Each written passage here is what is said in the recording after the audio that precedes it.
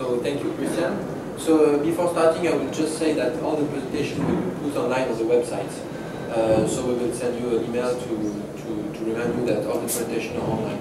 So today I will make a presentation on the Kojak project, which is a project focusing on EU, Japan and Euro-Korea ICT cooperation.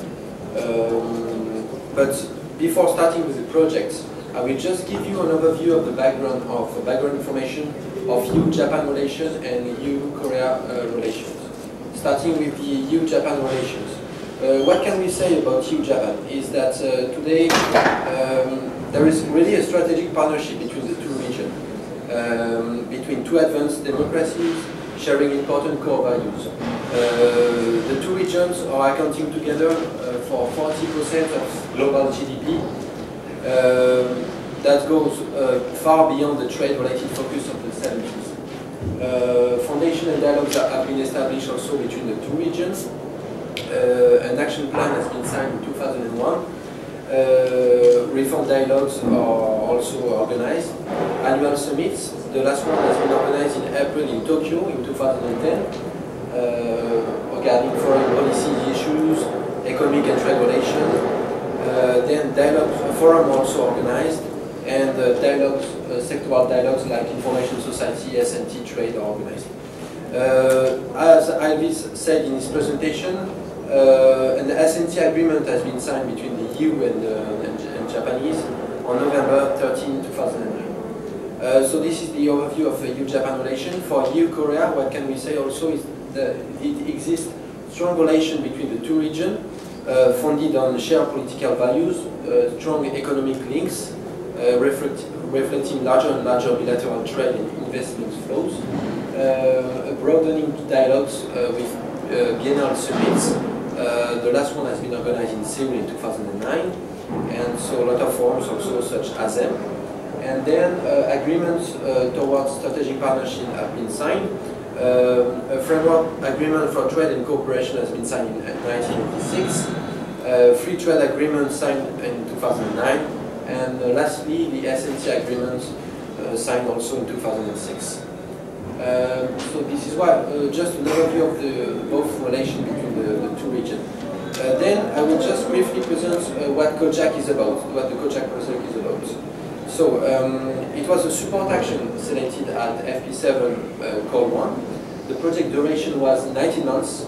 The project has been coordinated by my company, Sigma Yunis, in liaison with MIC in Japan. So MIC is the Ministry of International Affairs and Communication, and with the support of MKI, which is the Ministry of Knowledge Economy in Korea. So what were the main objectives of the project? The first one was to support the development of policy dialogues between stakeholders. So we have organized 6 seminars, alternatively in Europe and in Asia. Then another objective was to support the development of strategic cooperation projects. So we have organized 2 big cooperation summits in Europe, one on Korea and the other one on Japan. And then we have also done some promotion or awareness activities on FP7.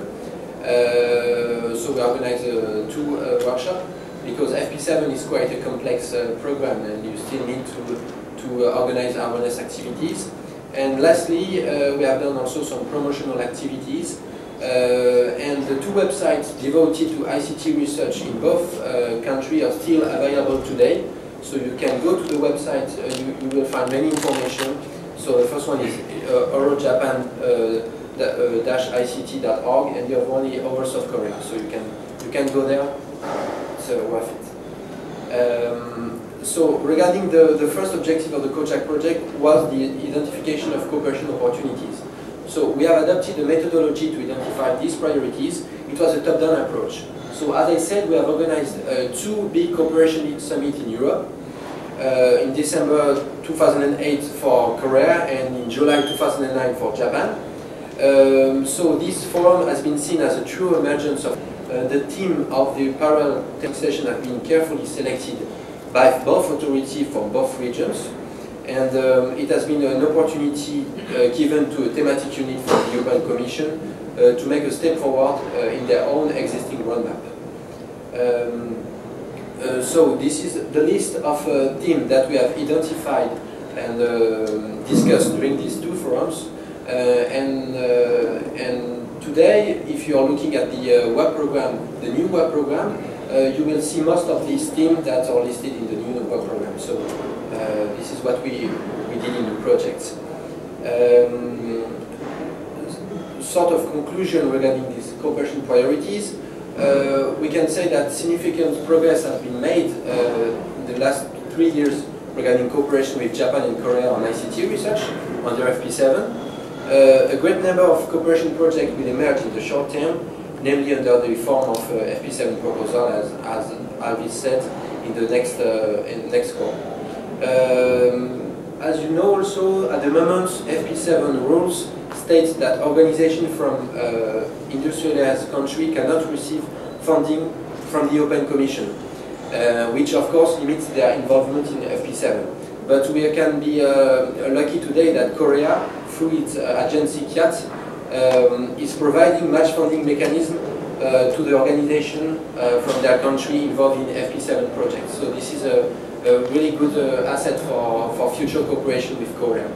And a similar mechanism to develop with Japan, so we are really waiting for that the Japanese can set up such mechanism so that it can really improve cooperation with Japan.